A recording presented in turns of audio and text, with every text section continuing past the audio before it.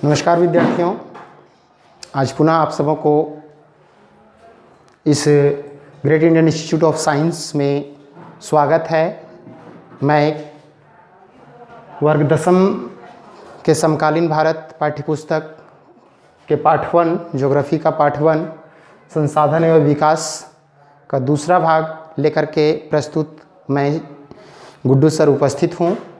आज हम सभी लोग कोशिश करेंगे कि इस जो कुछ शेष भाग बचे हुए हैं पिछले दिन के क्लास का, उसका आज पूरा करेंगे।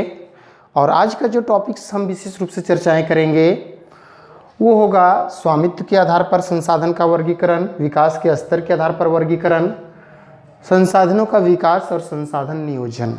ये 4 टाइप्स आज इस वीडियो में हम लोग सीखने का प्रयास करेंगे, जानने का प्रयास करेंगे। बाकी जो जितने टॉपिक्स हैं वो नेक्स्ट 2 वीडियो में और चलेगा, जिसमें से भू संसाधन और उसका उपयोग और भूमि का निम्नीकरण और उसका संरक्षण एक वीडियो बनाया जाएगा, और एक वीडियो में मृदा और उसके प्रकार और मृदा प्रदन और उसका संरक्षण। इस प्रकार से हमारा पूरी तरह से इस पार्ट 1 का चैप्टर 4 वीडियो में समाप्त हो जाएगा। तो चलिए देर ना करते हुए जितना जल्द हो सके हम लोग तुरंत अगला इस पाठ का जो बचा हुआ भाग है उससे पूरा करने का प्रयास करते हैं, जानने का प्रयास करते हैं। ठीक है, तो चलिए स्वामित्व के आधार पर, इससे पहले हम लोग जा करते संसाधन के क्या हैं उसके बारे में बताया जा चुका था, संसाधन के प्रकार के बारे में बताया जा चुका था कि उत्पत्ति के आधार पर कौन कौन से हैं, समाप्यता के आधार पर कौन कौन से हैं। अब तीसरा जो टाइप्स था वो है स्वामित्व मालिकाना हक के आधार पर। इस एक्चुअल में इससे भी हम 2 भाग बता चुके थे पिछला वीडियो में, फिर भी आप लोगों को पूरा करना है तो एक साथ समझ में ज़्यादा अच्छा आएगा। तो व्यक्तिगत संसाधन जो बता चुके कि कुछ ऐसे संसाधन होते हैं पृथ्वी पर जिसका मालिकाना अधिकार जो होता है वो किसी एक व्यक्ति का होता है, अर्थात वो विशेष व्यक्ति उस पर अधिकार जमा करके रखता है और उसका उपयोग करता है। तो ऐसे संसाधन हमारे क्या कहलाएंगे? व्यक्तिगत संसाधन कहलाएंगे। जैसे खेत हैं, जिसमें रैती ज़मीन का नाम सुने होंगे बच्चे, तो वो रैती ज़मीन जो होते हैं, खेत जो होते हैं, वो मालिकाना हक इसका एक व्यक्ति का होता है। किसी का 2 व्हीलर्स गाड़ी, 4 व्हीलर्स गाड़ी या बसें वगैरह है जो किसी एक व्यक्ति के अधिकार में होता है, उसका एक मालिक होता है। घर हो गया, चाहे वो छोटा घर हो, घास फूस का बना हुआ घर हो, झोपड़ी हो, या बड़े बड़े 10 मंजिला मकान क्यों ना हो, तो वो सभी जो होते हैं वो एक किसी खास व्यक्ति का अधिकार में होता है, इसलिए सभी जो होंगे वो व्यक्तिगत संसाधन कहलाएंगे। नेक्स्ट है सामुदायिक संसाधन, अर्थात पृथ्वी पर कुछ ऐसे संसाधन हैं हम लोगों के यहाँ जिसका उपयोग हम लोग क्या करते हैं, एक व्यक्ति नहीं बल्कि समूह में लोग करते हैं। जैसे मंदिर, मस्जिद, ये किसी एक का अधिकार नहीं होता है। खेल का मैदान, पार्क, शमशान घाट, चारागाह भूमि, ये सभी हमारे एक व्यक्ति का अधिकार नहीं होता है। इसमें कई लोगों का अधिकार उसमें रहता है, जिस कारण से वो क्या कहलाते हैं, सामुदायिक संसाधन कहलाते हैं। अर्थात इसका उपयोग बहुत सारे लोग करते हैं, एक व्यक्ति लोग नहीं करते हैं। तो इस प्रकार से ये सामुदायिक संसाधन कहलाएंगे। नेक्स्ट है तीसरा जो स्वामित्व के आधार पर है, वो है राष्ट्रीय संसाधन। अब ये राष्ट्रीय संसाधन क्या है? राष्ट्रीय मतलब नाम सुनेंगे, राष्ट्र से बना है राष्ट्रीय। तो राष्ट्रीय जो है वो पूरे देश का अधिकार होता है। वैसा संसाधन जो पूरा देश का अधिकार जिसमें हो उसको हम राष्ट्रीय संसाधन कहते हैं। अर्थात ऐसे संसाधन रेलवे लाइन हो जाएंगे, नहरें हो जाएंगे, खनिज हो जाएगा, जल हो जाएगा, वन हो जाएगा। हाँ, एक बात ध्यान रखें कि हो सके कि आप जहाँ घर बनाने जा रहे हैं, हो सके कि उसका बुनियाद कुड़ाई करते समय, बुनियाद के जब खुदाई कर रहे थे या कुआं अपने ज़मीन पर आप खुदाई कर रहे थे, तो पता चला कुआं खोदते खोदते क्या निकल गया, खनिज तेल निकल गया, कोयला निकल गया, सोना निकल गया, चांदी निकल गया। अब आपका पर्सनल आप ये सोचने लगिएगा कि हम तो पूरी तरह से अब मालामाल हो गए हैं, कि अब हमारे खेत में क्या निकल गया, सोना चांदी निकल गया तो क्या है, अपने आप में सुखी संपन्न समझने लगिएगा। नहीं, ये राष्ट्रीय संसाधन है। आपके ज़मीन में होते हुए भी यदि वो आपके ज़मीन में है और वहाँ सोना चांदी निकल गया है, खनिज संसाधन, तो उसका अधिकार सरकार अपने अंदर ले लेगा। चाहे वो भारत सरकार हो या देश की राज्य की सरकार हो, वो अपने अंदर ले लेगा उस ज़मीन को, अपने कब्जे में ले लेगा उस ज़मीन को, और ज़मीन को अपने कब्जे में करके उसको राष्ट्रीय संसाधन के रूप में घोषित करेगा। हाँ, बदले में आपको मुआवजा देगा। जैसे मैं आप लोगों को छोटा सा एक उदाहरण देना चाहता हूं कि अभी NH2 हाईवे जब बन रहा था 6 लाइन का, तो वहाँ पे आसपास में बहुत सारे लोगों का रेती ज़मीन, खेत वगैरह जो है सो उस रोड में आ गया। वो तो सरकार के अधीन चला गया ज़मीन। सरकार अपने अंदर ले करके हर हाल में 6 लाइन पास करके उसमें रोड बना दिया, सड़कें बिछा दिया पूरी तरह से, लेकिन बदले में मुआवजा मिला उन लोगों को, व्यक्तिगत लोगों को। तो इस प्रकार से राष्ट्रीय संसाधन, जिसमें देश के अंदर जितने भी तरह के संसाधन हैं वो सभी राष्ट्रीय संसाधन हैं। इससे अर्थ एक बात पता चलता है, एक सवाल खड़ा होता है, क्या हमारा व्यक्तिगत संसाधन, क्या हमारा सामुदायिक संसाधन भी राष्ट्रीय संसाधन है? बिल्कुल, सभी व्यक्तिगत संसाधन, सभी सामुदायिक संसाधन राष्ट्रीय संसाधन है, बशर्ते वही जो आपको बताएं कि अगर आपके व्यक्तिगत संसाधन में खेत में अगर निकल जाता है पेट्रोलियम पदार्थ तो वो राष्ट्रीय बन जाएगा, उसके अधिकार में चला जाएगा, अब आपका अधिकार नहीं रहा। इसकी कुछ सीमाएं हैं जिसके तहत आपको दिया गया है कि आप इसके अधिकार में रखिए, अपने अधिकार में रखिए इस ज़मीन को, इस घर को। वो व्यक्तिगत आपके नाम पर अभी रखा है, लेकिन वही घर में, वही खेत में जब निकल जाएगा संसाधन प्राकृतिक रूप से, तो क्या हो जाएगा? राष्ट्रीय बन जाएगा। तो इस प्रकार से राष्ट्रीय संसाधन है। दूसरा एक और राष्ट्रीय संसाधन आता है कि तटीय क्षेत्र, जैसे हमारे देश का समुद्र तटीय क्षेत्र जो देखते हैं, इस समुद्र तटीय क्षेत्र के 12 नॉटिकल मील, ठीक है, 12 नॉटिकल मील, समुद्री मील जिसको कहते हैं, 12 समुद्री मील तक तट से समुद्र के अंदर 12 नॉटिकल मील, यानी 1 नॉटिकल मील इक्वल टू होता है 1.85 किलोमीटर। 1.85 किलोमीटर 1 नॉटिकल मील के बराबर होता है, अर्थात 12 नॉटिकल मील बराबर हो जाएगा लगभग 22.2 किलोमीटर। ये 22.2 किलोमीटर तक अंदर, समुद्र के अंदर, तट से समुद्र के अंदर जहाँ जहाँ क्षेत्र आपका 12 नॉटिकल मील के अंतर्गत आएगा, अगर इन समुद्र के क्षेत्रों में कहीं पेट्रोलियम है, कहीं सोना है, कहीं चांदी है, कहीं अन्य तरह के खनिज तेल है, या तो फिर प्राकृतिक गैस हैं, या नमक का उत्पादन जो होता है, अगर इस 12 नॉटिकल मील के अंदर जितने भी समुद्र तट के किनारे वाले हैं खनिज संसाधन, वो सभी राष्ट्रीय संसाधन के अधिकार क्षेत्र में आता है। और फिर 12 नॉटिकल के बाद के जो संसाधन होंगे वो आपके राष्ट्रीय संसाधन नहीं है, उसके बाद भी आएगा। अब थोड़ा सा इसमें अगला चलते हैं, एक अंतर्राष्ट्रीय संसाधन। अंतर्राष्ट्रीय संसाधन अर्थात इसमें किसी देश का अधिकार नहीं होता है। ये UNO नाम सुनते होंगे, यूनाइटेड नेशन ऑफ ऑर्गेनाइजेशन, संयुक्त राष्ट्र संघ। विश्व के बहुत बड़ी बड़ी संस्थाएं जो कार्य कर रही है, वो सभी संस्थाओं के द्वारा अगर जो संसाधन का उपयोग किया जाता है वो अंतर्राष्ट्रीय संसाधन कहलाता है। इसका मतलब है कि सभी राष्ट्रीय संसाधन अंतर्राष्ट्रीय, जी हाँ, लेकिन कुछ एक सीमा होती है और उस सीमाओं के तहत उसको कार्य करना पड़ता है। रही बात कि जैसे अभी यहाँ बताएं 12 इसके अंतर्राष्ट्रीय संसाधन में और आते हैं, जैसे 200 समुद्री मील नॉटिकल मील, 200 समुद्री मील नॉटिकल मील से अधिक दूरी पर, से दूर,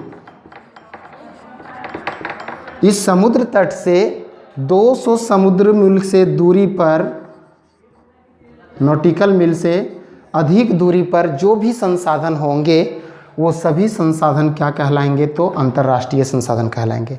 अब वो एक क्वेश्चन आता है कि सर इसमें जो है 12 समुद्री मील तक है, इसमें 200 नॉटिकल मील से दूर, इससे दूर होना चाहिए, तो फिर बीच का जो कहीं मिलता है कोई संसाधन, तब उसका कौन उपयोग करता होगा? एक सवाल खड़ा होता है कि इसका उपयोग कौन कर सकता है? 12 नॉटिकल मील और ये 200 समुद्री मील के बीच की दूरी जो होगा उसमें कौन संसाधन उपयोग करेगा? तो मैं आपको बता देना चाहता हूं कि इन दोनों के बीच में अगर क्षेत्र में कोई संसाधन उपलब्ध है तो वो संसाधन का उपयोग UNO, एक संस्था जो विश्व संयुक्त राष्ट्र संघ विश्व में कार्य कर रही है, उसके आदेश से उसके तटीय देश जो इसके नज़दीक का देश होगा वो इसके अनुमति के बगैर इन संसाधनों का उपयोग नहीं कर सकता है।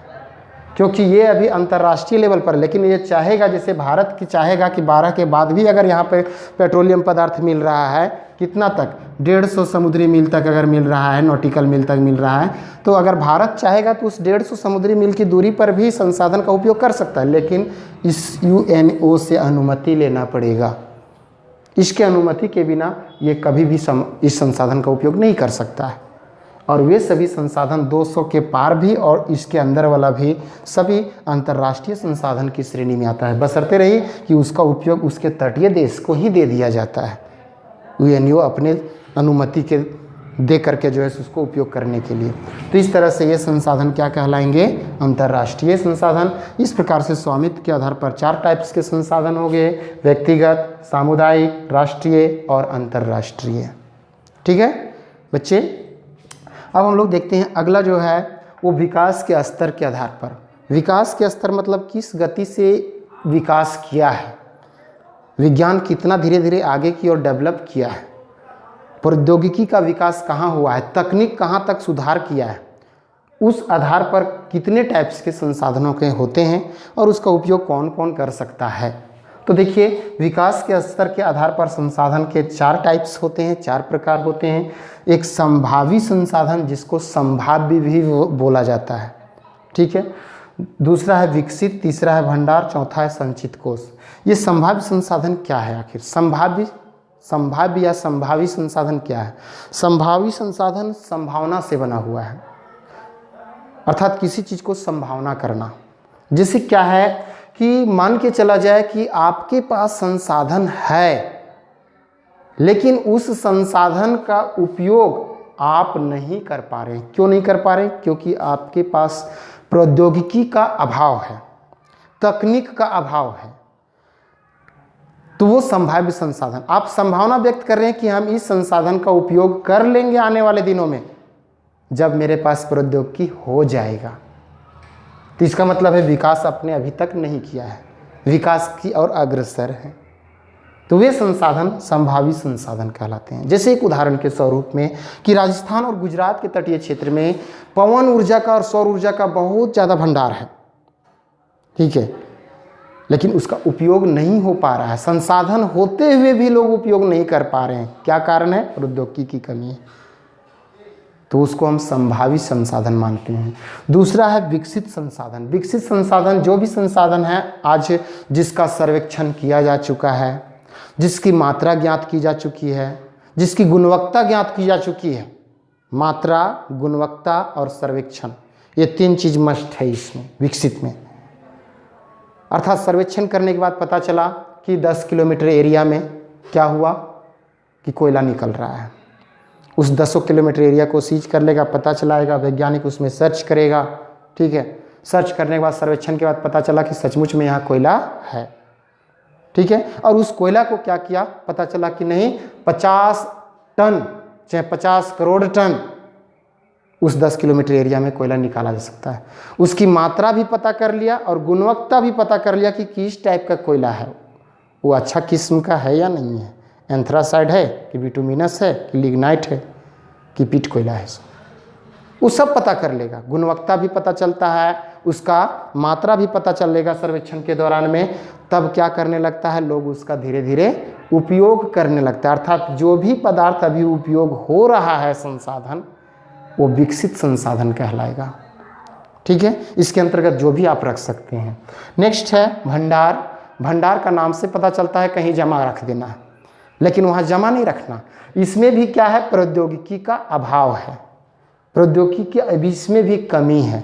कहने का मतलब हुआ कि धरती पर अभी बहुत सारे ऐसे पदार्थ हैं जो भंडार के रूप में जमा है, लेकिन प्रौद्योगिकी के अभाव के कारण से तकनीकी विकास उतना नहीं डेवलप किया है, जिस कारण से उन सभी भंडार वाले संसाधन का अभी तक उपयोग कर ही नहीं पा रहा है, वो ज्यों का त्यों पड़ा हुआ है।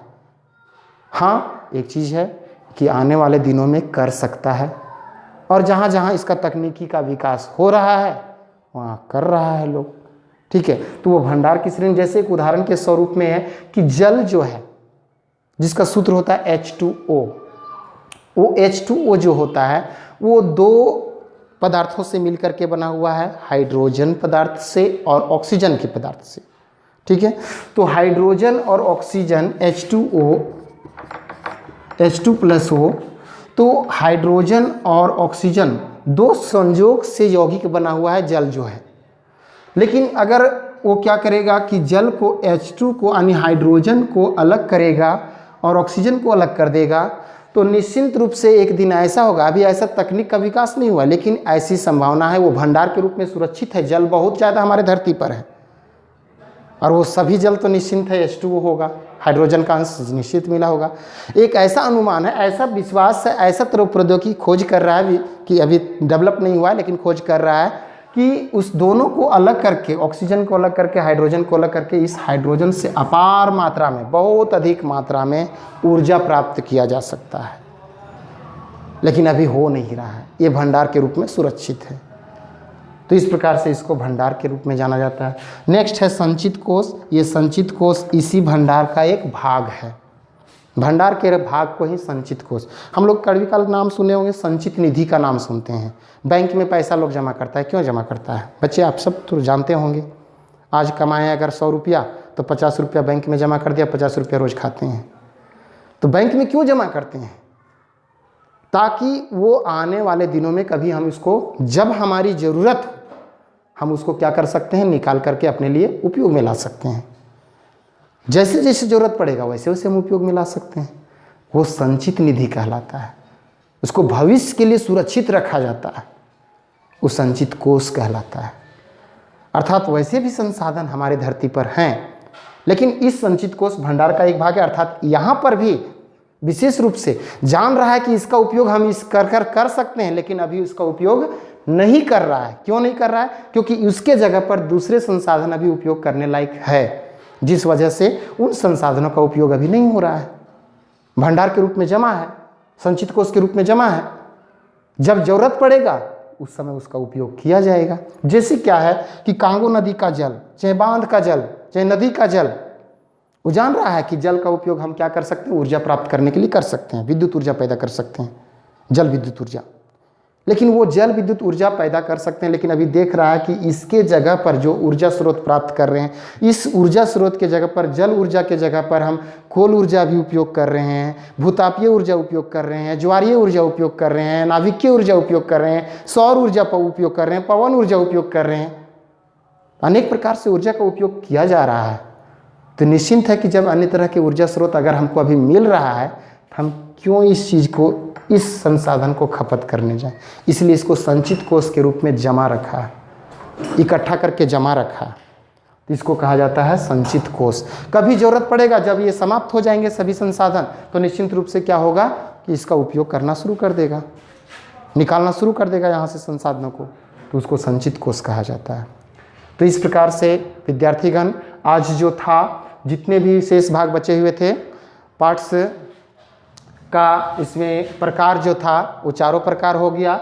नेक्स्ट है संसाधनों का विकास और उसके बाद संसाधन नियोजन। चलिए हम लोग थोड़ा सा संसाधनों के विकास के बारे में जानते हैं। संसाधनों का विकास क्या है? संसाधनों का विकास किसे कहते हैं? तो संसाधनों का विकास जैसे क्या है कि हम लोगों को जिस प्रकार से दैनिक जीवन के लिए, हमारे जीवन के लिए संसाधन का महत्वपूर्ण योगदान है, उस प्रकार से हम लोगों के दैनिक जीवन को गुणवत्तापूर्ण बढ़ाने के लिए, अर्थात हमको बेहतर, अभी जी रहे हैं संसाधन से, लेकिन बेहतर तरीका से जीने के लिए भी क्या चाहिए? हमें संसाधन चाहिए। अच्छा, अर्थात बेहतर ढंग से जीवन व्यतीत करने के लिए भी हमको संसाधन की आवश्यकता होती है। लेकिन उन सभी संसाधनों को बेहतर रूप से जीवन व्यतीत करने के लिए जो संसाधन की आवश्यकता होती है, तो ऐसी स्थिति में क्या हो रहा है, हमारे कुछ ऐसे लोग हुए जो लोग सोचा कि ये हमारा संसाधन तो प्राकृतिक उपहार है, जैसा चाहा धन, कुछ लोग क्या कर दिए, बहुत अधिक मात्रा में संसाधनों का दोहन करना शुरू कर दिया। और जब संसाधनों का दोहन करना शुरू कर दिया तो निश्चित रूप से क्या हुआ कि हमारे पृथ्वी पर कई तरह की समस्याएं पैदा होने लगी। संसाधनों को दोहन करने से हमारे पृथ्वी पर भूमंडलीय तापन वृद्धि हो गया, ओजोन परत का क्षय होने लगा, पर्यावरण का ह्रास हुआ, संसाधन की कमी हो गई। क्योंकि कुछ ऐसे लोग जो हुए जो संसाधनों को काफ़ी अधिक मात्रा में उपयोग करने लगे। जो लोग अधिक मात्रा में उपयोग किए तो समाज हमारे क्या हो गया, इस तरह से दो खंडों में बंट गया। एक संसाधन संपन्न लोग और दूसरा संसाधन विहीन लोग। जो संसाधन संपन्न लोग हुए वो अमीर बन गए और संसाधन विहीन लोग गरीब हो गए। समाज दो खंडों में टुकड़ा में बट गया। तो इन्हीं सबको, समाज हमारा दो खंडों में ना बटे, संसाधन का ह्रास नहीं हो, पर्यावरण का हानि नहीं हो, ओजोन परत का क्षय नहीं हो, भूमंडलीय तापन की वृद्धि नहीं हो, इसी उद्देश्य से हम कुछ ऐसे कि इसके बारे में सोचें जिससे क्या हो सके, हम संसाधनों का विकास कर सकें। और ये जरूरी है। अगर ये सभी आज पाबंदी, जिस रफ्तार से आज अगर उपयोग हो रहा है संसाधनों का, दुरुपयोग हो रहा है संसाधनों का, भविष्य में आने वाले दिनों में पृथ्वी पर खतरा पैदा हो जाएगा। हम लोगों को कोशिश होनी चाहिए कि संसाधनों का विकास करें, और संसाधनों को विकास करने के लिए ही सतत पोषणीय विकास आवश्यक है। संसाधन को विकास करने के लिए सबसे पहले सतत पोषणीय विकास जरूरी होता है। और ये सतत पोषणीय विकास क्या होता है कि इसका परिभाषा ही ये परीक्षा के दृष्टिकोण से भी आई है। बच्चे, विद्यार्थीगण इस पर ध्यान देंगे। सतत पोषणीय विकास, दूसरा VVI है एजेंडा 21। ठीक है। सतत पोषणीय विकास क्या होता है?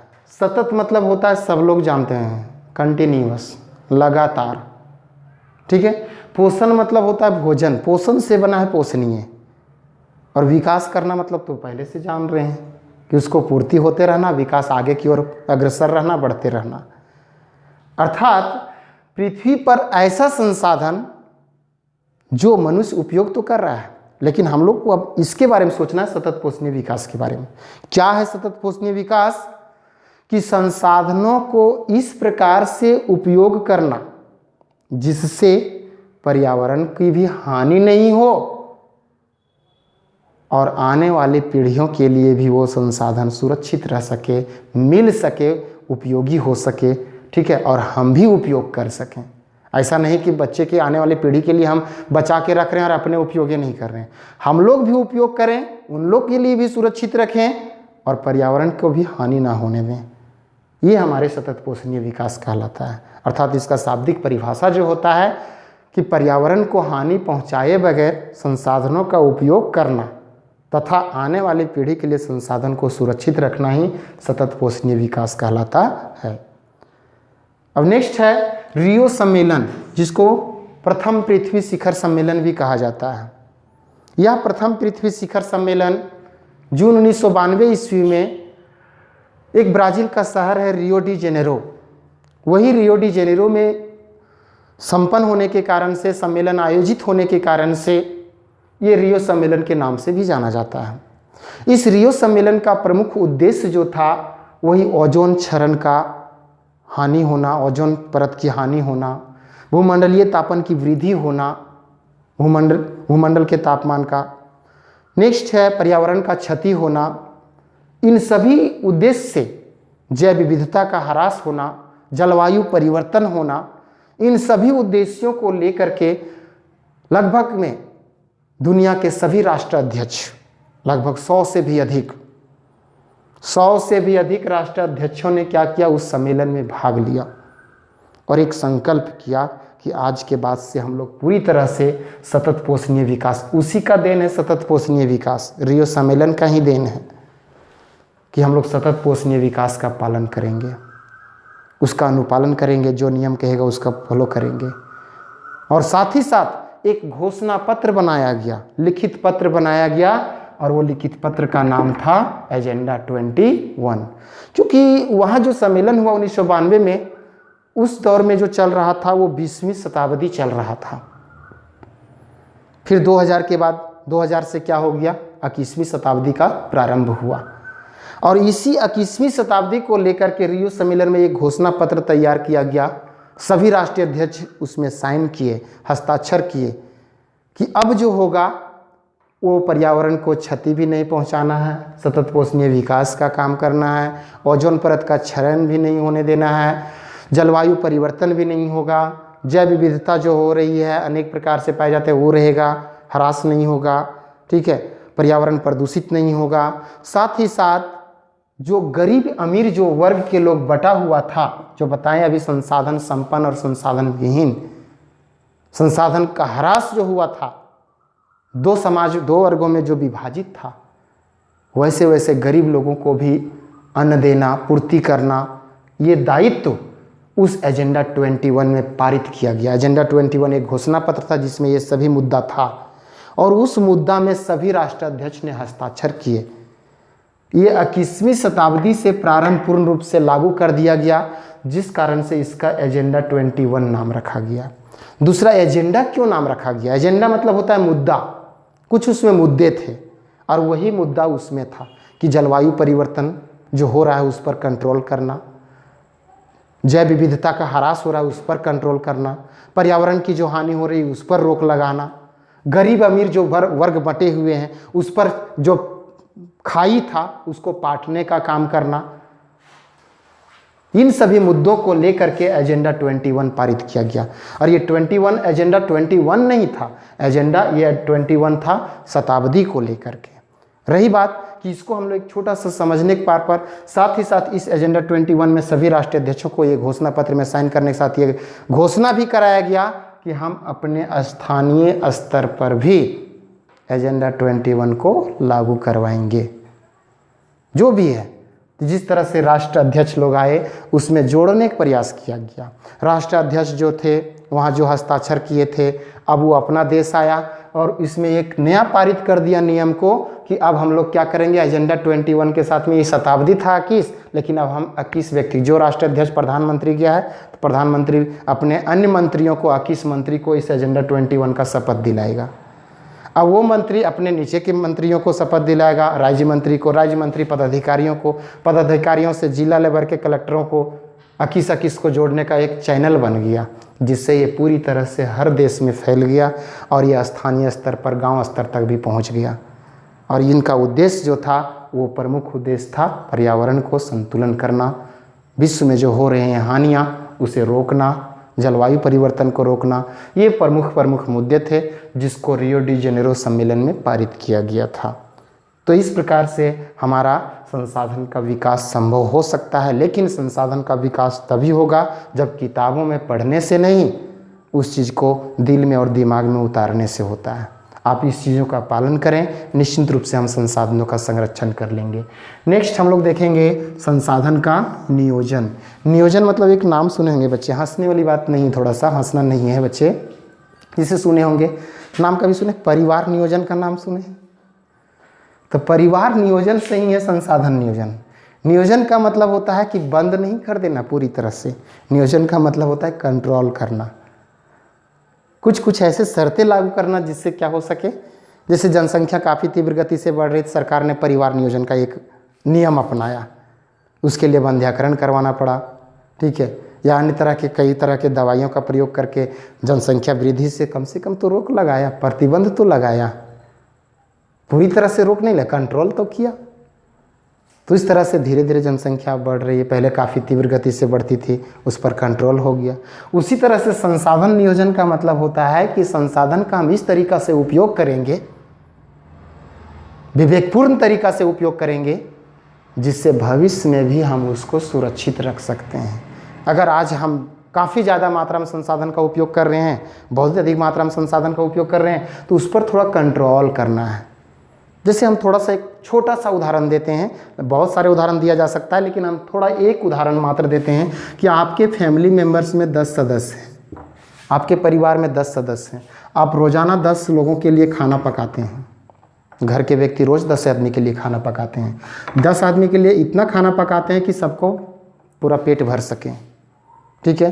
अर्थात रोज़ाना आप इसके लिए 2 kg का उपयोग करते हैं अनाज का, 10 व्यक्तियों को खिलाने के लिए।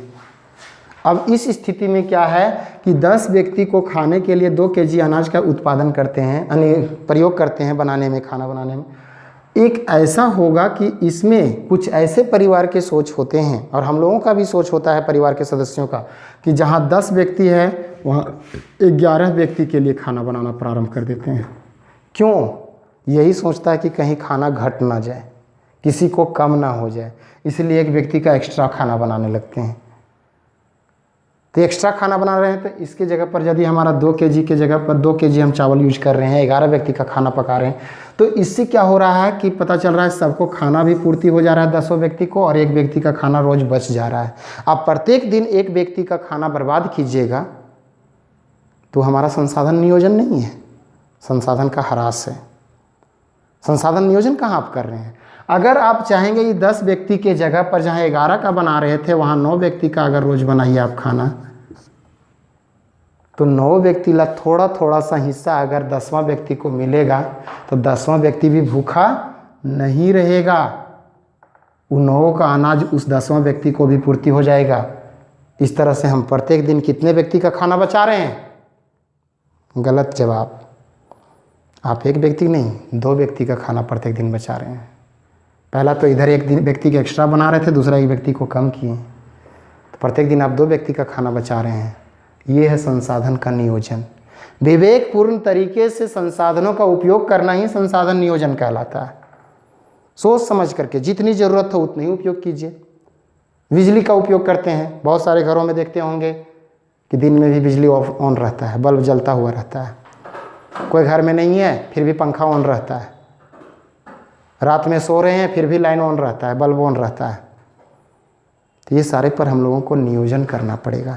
यही है संसाधन नियोजन। अर्थात इसकी परिभाषा क्या होगा कि संसाधनों को विवेकपूर्ण तरीका से उपयोग करना तथा भविष्य के लिए सुरक्षित रखना ही संसाधन नियोजन कहलाता है।